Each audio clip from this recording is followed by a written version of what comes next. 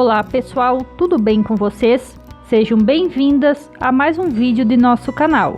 Hoje, neste passo a passo, vou fazer uma dica, que ela é simples e pode ajudar muito no nosso dia a dia sempre que começamos um novo trabalho. Esta dica é basicamente quando iniciamos fazendo as correntinhas e assim no final nos faltam alguns pontos. Desta forma, você não precisa desmanchar todo o trabalho que já fez. Você pode ir aumentando os pontos altos à medida que for necessário, quantos pontos mais você quiser fazer. Aqui você pode ver este fio que deixei. Iniciei fazendo as correntinhas e então os pontos altos das correntinhas de base. E este pedaço que estou mostrando aqui é os pontos que aumentei sem ter as correntinhas iniciais de base. É muito fácil de fazer e você poderá aplicar com qualquer linha e em qualquer trabalho que for necessário aumentar os pontos. Para essa demonstração, utilizei a linha Amigurumi Maxi, mas você poderá utilizar em qualquer trabalho e com qualquer linha. Eu utilizei agulha de 3 milímetros. Optei por essa linha aqui, por ela ser grossa e você poder visualizar melhor.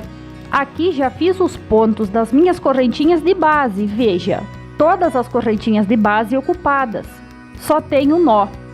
Então pegue no último fio do último ponto alto que fez, desta forma. Você ficará com 3 fios na agulha, puxe a linha na primeira laçada e faça a correntinha de base. Depois tire 2 fios e 2 fios fazendo o ponto alto, veja, você já tem um ponto alto a mais.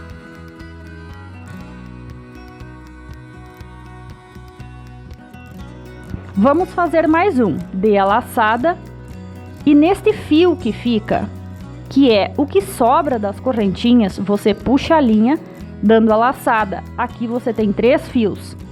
Puxe a linha e passe pelo primeiro, como se você fizesse a correntinha que está faltando.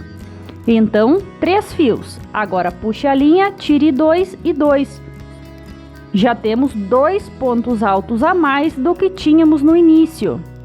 Dê a laçada, pegue o fio que fica da correntinha passada e puxe. Faça essa primeira correntinha e depois o ponto alto. Tire 2 fios, 2 fios. Mais um ponto alto já feito. Veja como é simples de fazer, vou fazer mais alguns aqui. Sempre é nesta correntinha de baixo que você deve pegar. Puxa a linha. Agora aqui tem 3, faz a primeira correntinha. E logo já conclui o ponto alto. Esta técnica é muito prática de se utilizar quando nos faltam alguns pontos no início do trabalho. Sempre lembre que este primeiro fio que você tira é para fazer a correntinha que estava faltando e depois faça o ponto alto.